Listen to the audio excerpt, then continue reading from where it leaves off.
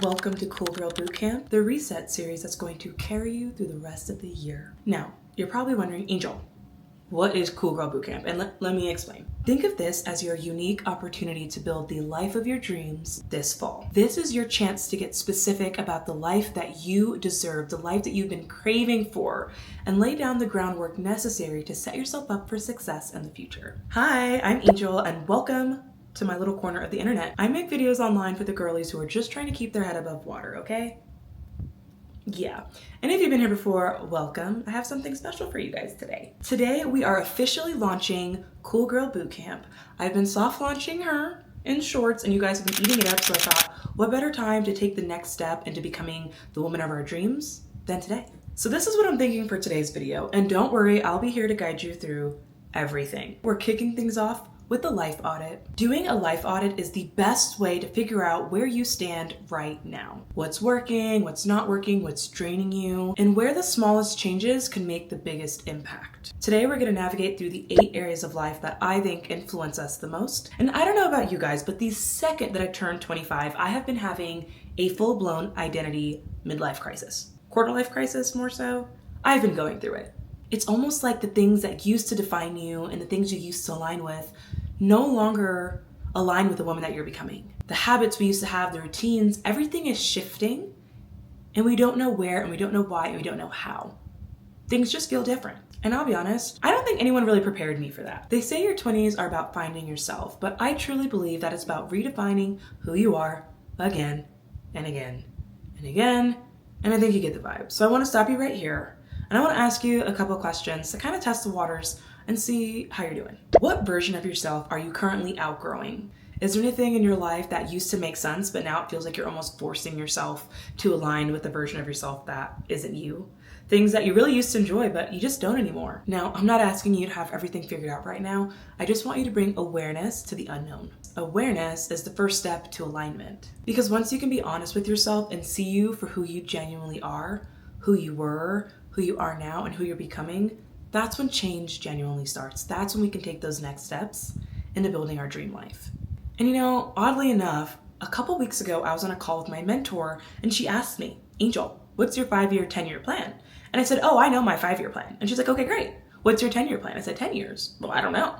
I don't know who I'm going to be in 10 years. I barely know who I am today. And honestly, in that moment, I froze. I didn't know, because to me, it's so easy to see ourselves in the short term. So I want us to take that uneasy energy and turn it into something tangible today.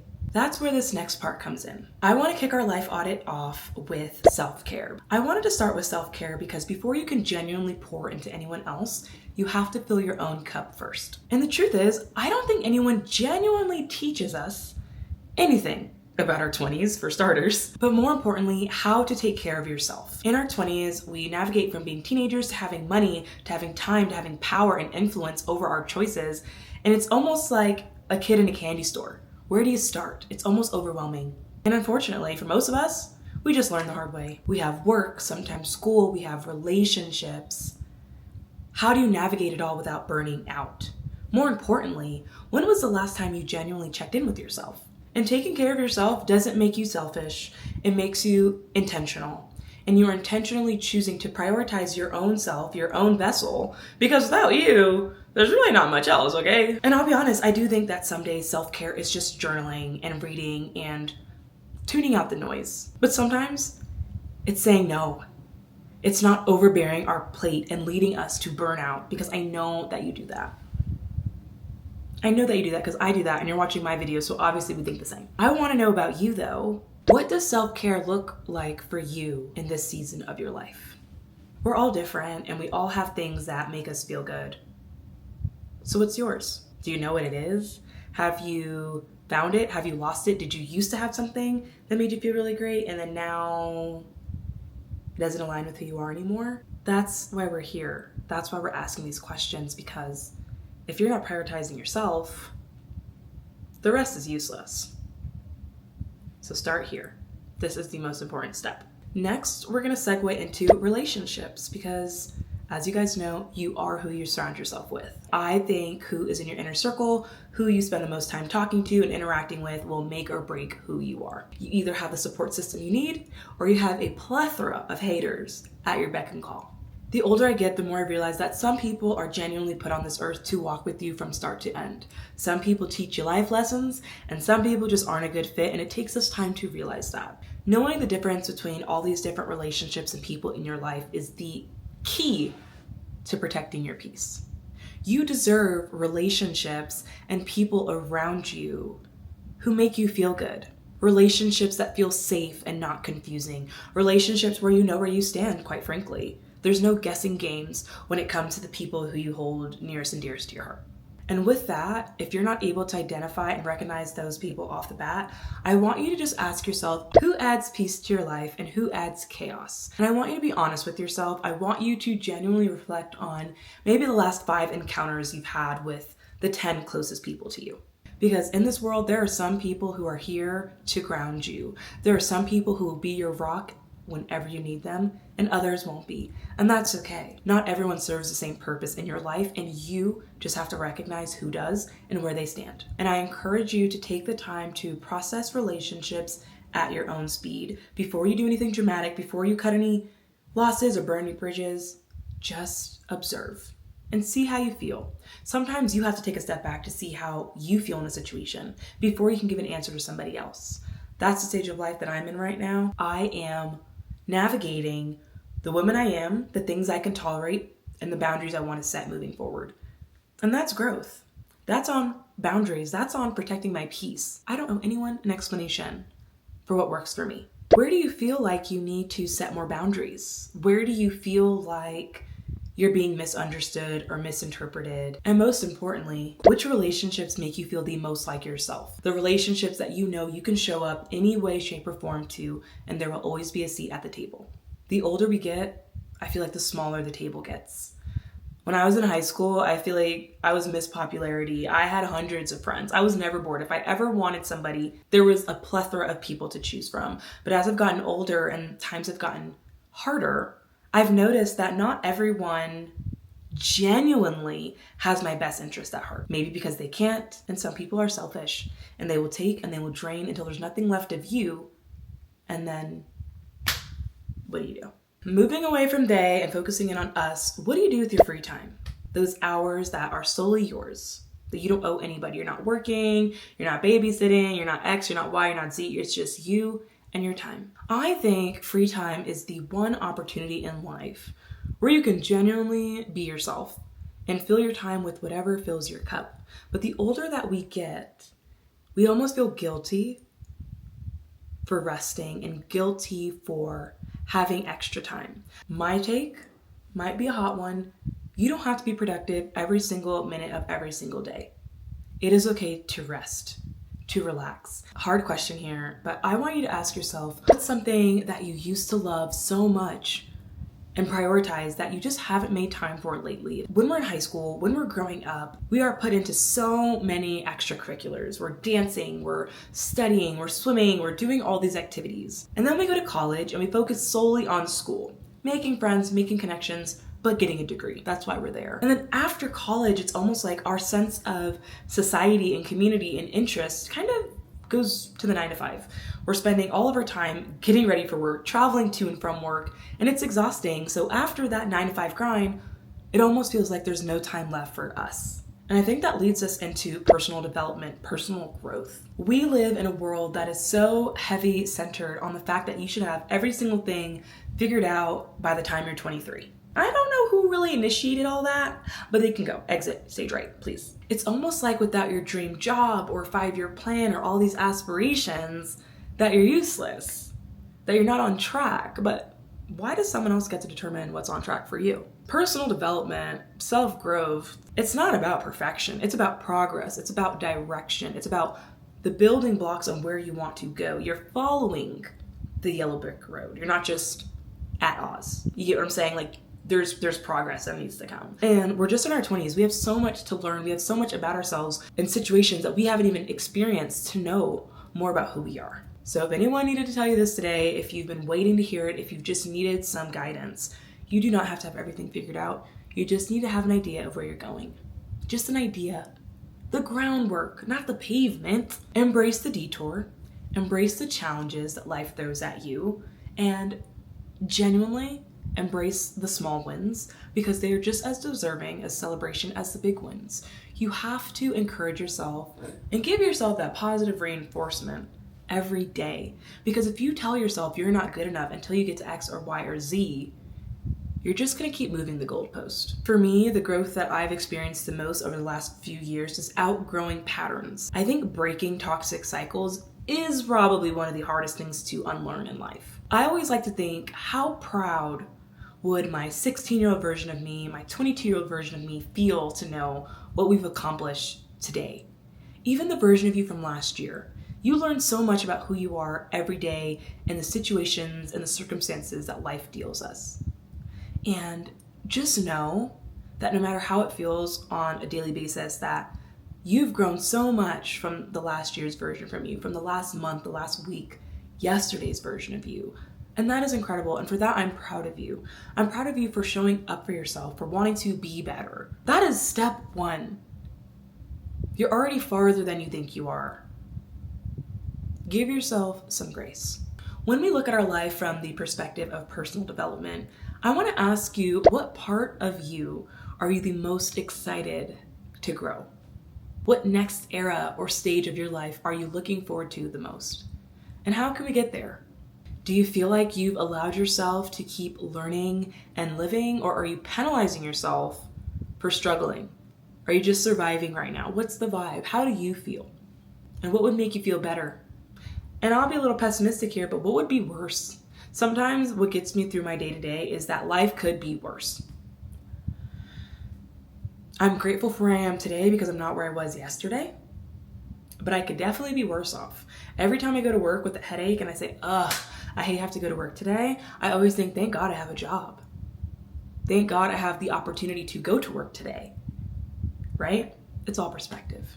Now we're going to tune in to our health. Both physical and mental are just equally as important. I want to start very basic with this one.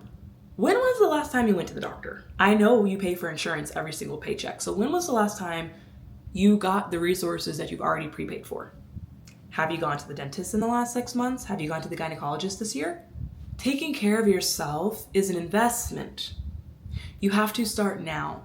You can't just pull from it when you need it without putting in the effort today. We are not kind enough to our body. Our body has literally been with us every step of the way, getting us from where we used to be to where we are now. The main goal with your health isn't to change how you look, but to change how you feel. That is why your mental health and physical health are so important. You need to take the time to really nourish your body, whether that's drinking water, eating healthy, taking your vitamins. Check in with yourself and make sure she's doing good both here and here. Think of it as a spectrum.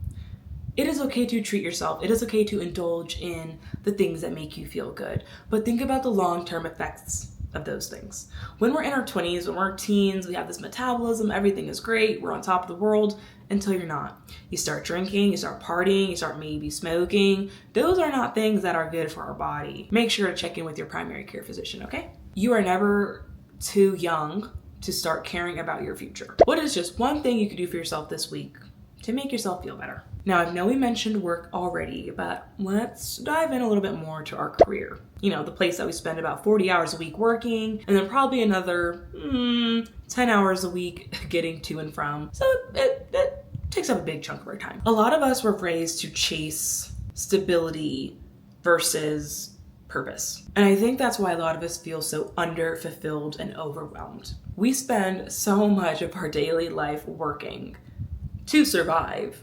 And it should be fulfilling in some way. And I'm not saying you have to love your job. I'm just saying that it shouldn't be the worst thing that you've ever experienced. Unless financially, hey, career alignment isn't about having your dream job now. I don't know about you guys, but I am very impatient and I want the whole world and I want it now. And that's just not the case. So a lot of times you have to think that 5-year, 10-year plan, okay, this might not be my dream job now, but am I on the trajectory to get my dream job if I stay focused? You are allowed to be grateful for the job that you have now and want more for yourself. You are allowed to be grateful that you can put food on the table and go on vacation and spend time with your family, but also want more. Want a bigger salary, want a bigger title, want more responsibility. Those can all coexist on the same battlefield. But you can have your cake and eat it too. Career growth is not linear. I think for a lot of us, that's kind of how it was portrayed to us. You go to college and you do this and you do that and you do this and you do that, and then boom, you're successful and you are married and you're amazing. I've not really had that experience. I've almost thought, okay, do I have to get this job to this job to this job, or can I jump? Can I take a leap of faith on myself? Don't be the first person to reject yourself. Apply for the job, even if you're not qualified for it, and let the recruiter reject you. You don't have to reject you. And I'm speaking in general terms because the economy right now and the market for job hopping is not ideal. But if you feel like something is right go for it. I'm telling you to put the faith in yourself that you put into everyone else. If one of your girlfriends came to you and said, oh my God, I really want to get this new job, you tell her to go for it, wouldn't you?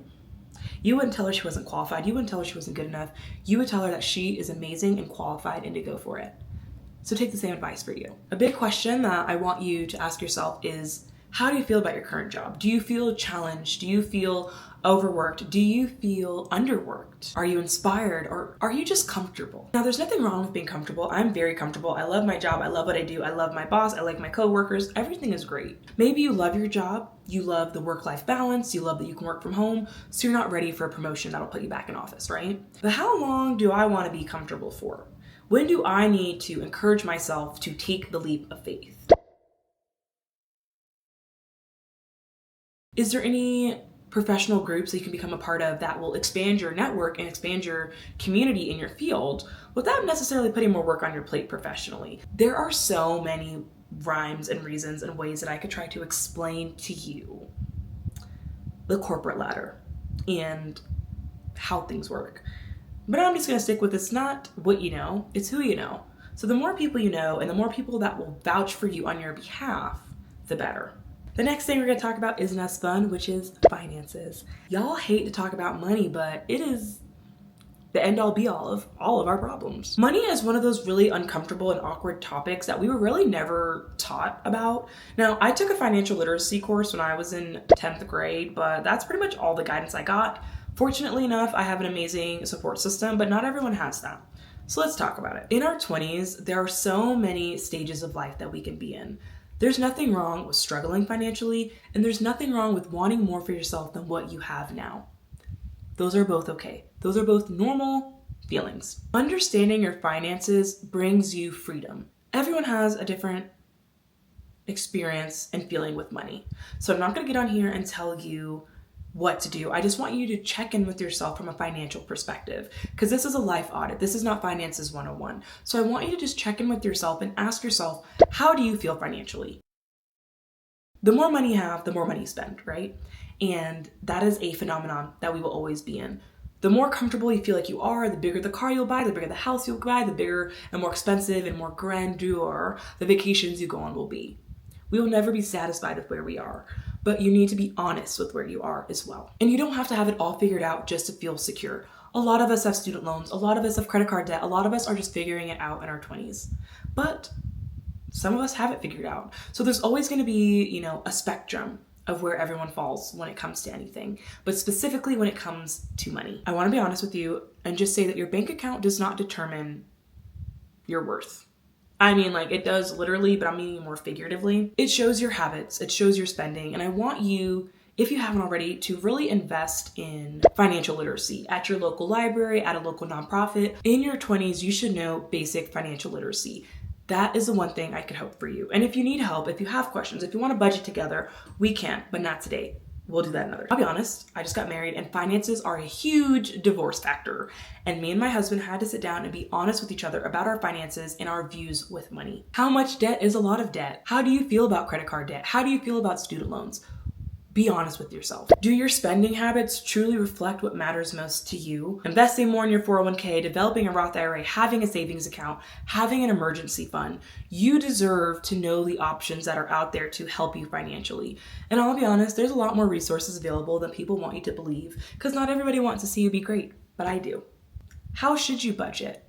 Do you want to do the 50-30-20 rule? Are you in a dual income household where you can save one salary and live off of the other. Find what works for you, but be honest. Don't be scared of your finances. They're not just gonna go away if you don't look at them. They're there, and you should know what it says. Last thing I want to talk about today is your home, the place where you should feel safe, the place where you can be you. I really want to encourage you to create a space that you can thrive in. One of the main things that I've been doing throughout Cool Girl Bootcamp is cleaning and organizing and cleaning again and organizing again, because I am the most messy person to exist. Your home should be a reflection of who you are right now. I've heard so many stories of people who grew up in really difficult childhoods, and the number one thing that they all had in common was, when I move out, when I have my own space, it is going to reflect me. It is going to be clean, it's going to be organized, it's going to be what you want it to be. And another thing when it comes to the physical and the mental is, sometimes a clean space is a clean mind. If you ever feel overwhelmed, if you feel like that stress or just like anxious energy, clear your space, get rid of things, declutter. I promise it'll make you feel better. And in this society of consumerism, overconsumption, I almost feel like less is more. When you know where everything goes, when you know what you have, you feel lighter. You don't feel this hoarding holding you down. Does your space reflect who you are now, or the woman that you used to be, the life that you used to have? We move out, we go to college, we collect a whole bunch of things that represent our college lives, and then we move into our first post-grad apartment. And then we start figuring out who we are, and we start dating, and we start exploring, and we start traveling, and we realize that stuff that we used to have, that person we used to be, it no longer aligns with who we are. So allow yourself the peace of mind to declutter and go through your things and ask yourself, the way that Mary Kondo would, do I need this shit or not? And what's one thing that you could do in your personal space this week that would make you feel better, lighter, more organized, more put together? Ladies and gentlemen, that is the gift of reflection. That is a life audit. It's asking yourself the hard questions to really get to the root of who you are, why you are that way, and if you like it or if you want to change. You don't have to have everything figured out today. This is not a productivity bootcamp. It's a Cool Girl Bootcamp. So relax, take a deep breath, and give yourself grace. The best part about identifying patterns in life is that they can be good or bad. Are there areas where you're thriving? Are there areas where you're just surviving? Are there areas where you're still figuring things out? It's great to be able to recognize those. I want you to focus on the good and the bad and identify the areas of your life that need immediate attention. The areas where, when you were asking those questions, you felt, I don't really know. Start there. Go on a walk, listen to your favorite song, move your body, and come back to those questions. Come back to this video whenever you need to get your life back on track. So remember, this journey, it is not about perfection, it's about progress, and I will be here with you every single step of the way. Bye guys.